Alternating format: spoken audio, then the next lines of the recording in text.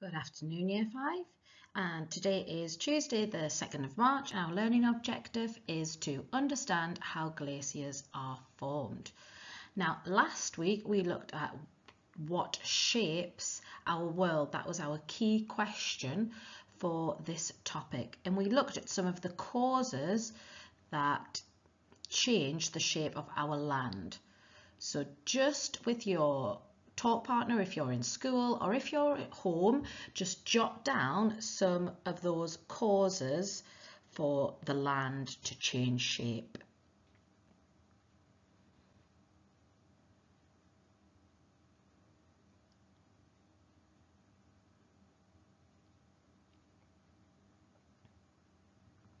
So if you're in class, hopefully you'll be able to put your hand up and give some answers. If you're at home, you might have jotted some down on a piece of paper.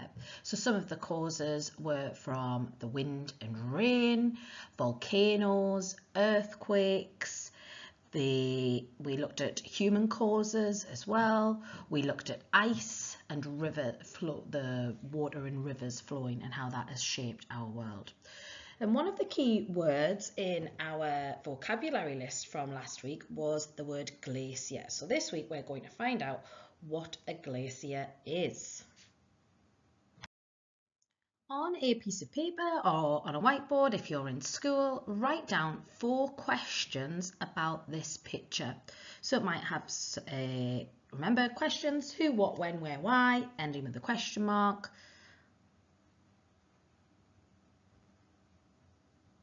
Write some down. Just looking at the picture, I might say, where is this? Was this a river? Because it looks like it's flowing between the two valleys there. Was this a river? Was this glacier formed by snow?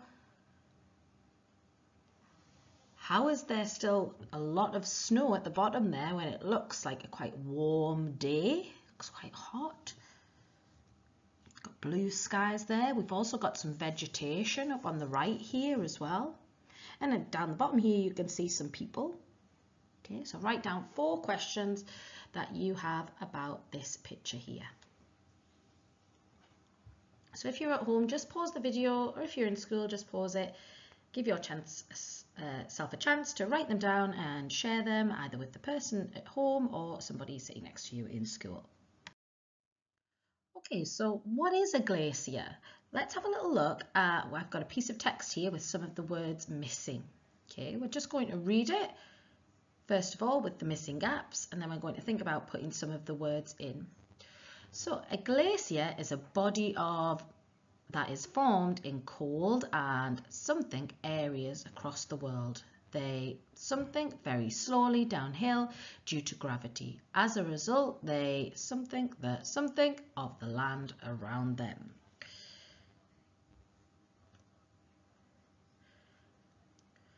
So just have a little think, what words? So we've got change, ice, move, mountain and shape. Where would these words go?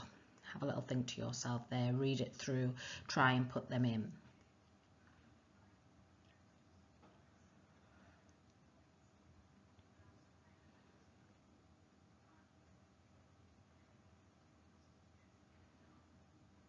Okay, let's have a look at the first one. A glacier is a body of, what do you think it is? Ice that is formed in cold and mountain areas. We could see that clue there in the picture.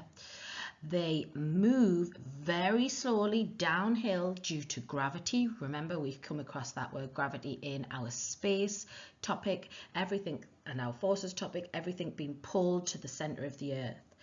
As a result, they change the shape of the land around them. Just a little challenge, just a little thought over here.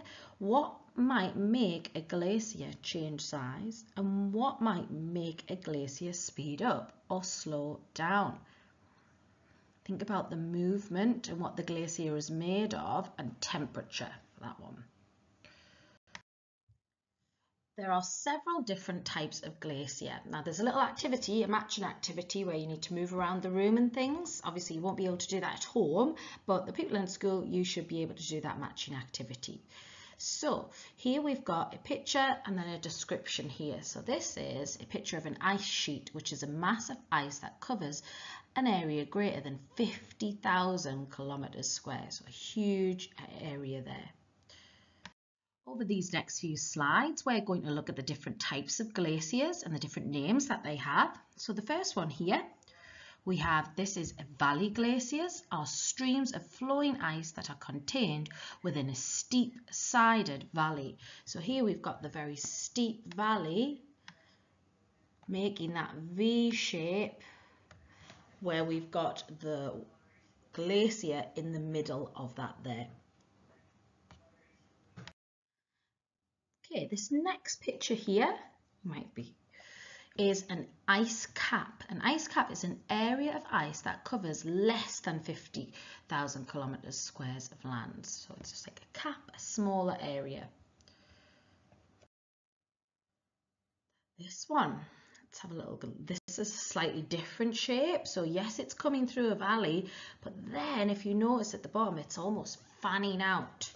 So this is a Piedmont glacier, which flows out the bottom of a glacier onto a relatively flat plain. The bottom spreads out in a fan over the flat land. Hopefully you would have been able to spot this one in school if you were matching them up. This one is an ice shelf. So an ice shelf occurs when a glacier flows out over the sea and floats on the water. They range from a few hundred meters long to kilometers long. Remember, just recently we've been practicing in our maths. How many meters are in a kilometer? Have a think. So we've got 1,000 meters in 1 kilometer. Okay, so there's quite a big range there in the size of these ice shelves. Again, this one you can see it's close to the ocean, the sea here, so that might have been a clue. Notice they're always near mountains. And I said that in that first slide, near mountainous areas. This is a tidewater glacier, is when a valley glacier flows far enough to reach the sea. Icebergs will break off the end of the glacier and float away on the sea. Oh, homophone error there. We need an F in there. Sorry about that, guys. Hopefully you spotted that. Okay. Okay, so how does a glacier form? At the bottom of this video, in the description section on YouTube, there is a link to this video here which explains how a glacier is formed. Now, whilst you're watching the video, I would like you to really take note about how the guy in the video describes the different layers. So you're listening out for those adjectives for each part of the layers of the glacier, okay? So go and watch the video, come back, and then we'll discuss what was in the video. Okay, hopefully you have watched that video.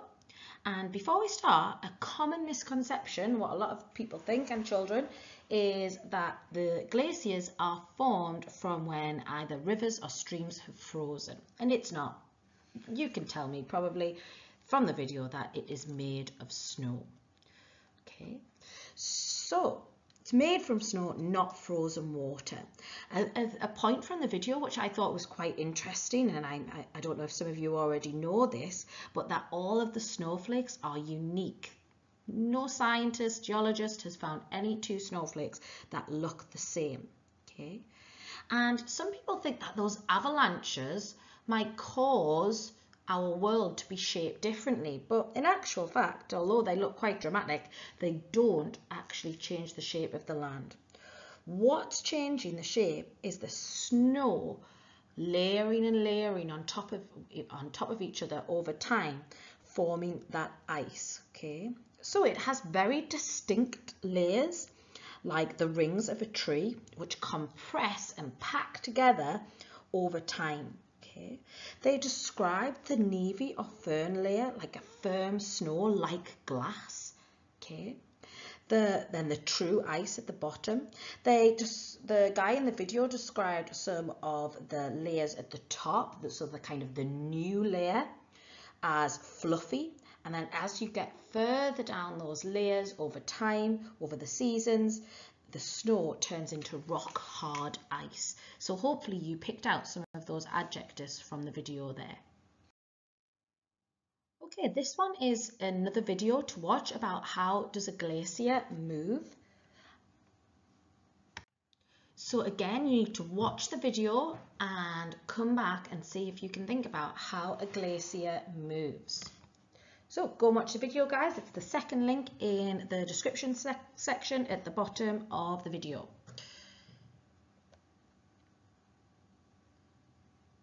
Okay, so hopefully you have watched the video, and let's just have a little talk about what we saw in the video. Got a little bit of a hint here. What happens to ice in the summer? Think of a water slide, it starts to melt. Here we've got a crevasse on the picture here, which is that huge, deep hole in between the two glaciers there. So here we've got from watching that video, I would like you to try and write a couple of sentences just on a piece of paper using these keywords so you can explain how a glacier moves. So we've got summer, meltwater, crevasse, bottom of glacier, slides. A little challenge, see if you can add in the phrase there, reduces friction. So from watching the video, see if you can write a couple of sentences about how a glacier moves. Okay. So pause the video and write some of these sentences. Just as you're writing, I can give you some little tips to help you write some of your sentences. So the snow and ice melt in the summer. Gradually the water will make it down to the base of the glacier through the crevasses. The water lubricates the base of the glacier, reducing friction, which helps it to move downhill. Glaciers move faster in the summer. So have a little go, pause the video and see if you can write a couple of sentences about what you watched in that video. Okay, so these are your tasks today. Each group has their own tasks. So green group, you have a fill in the gaps, a little bit like the one at the beginning of this presentation. And then you have the challenge over here on the right, which is describe what the layers look like, snow, firn ice, and the glacier ice. So use those descriptive adjectives to describe each layer. Red group, you've got to number the sentences 1 to 5 in the right order and then do the description. And purple group, you have got to use these keywords to explain how a glacier forms. So you're really trying to include all of these words here. Okay. Also, purple group, you have a challenge here on the next slide, which is you could look and see if you can find online any pictures of blood falls, and I want you to see whether you can talk about why the water flows red, where the Taylor Glacier is on a map, and which other unexpected colours other than white can be found in Antarctica. So an amazing fact here, blood falls, a meltwater waterfall at the foot of the Taylor Glacier in Antarctica flows red so that it looks like the ice is bleeding. So I thought that was quite interesting to have a look at there. So you need to complete those tasks and upload them onto Teams, or if you're in school, do your colour task and get onto that challenge today. Good luck, boys and girls.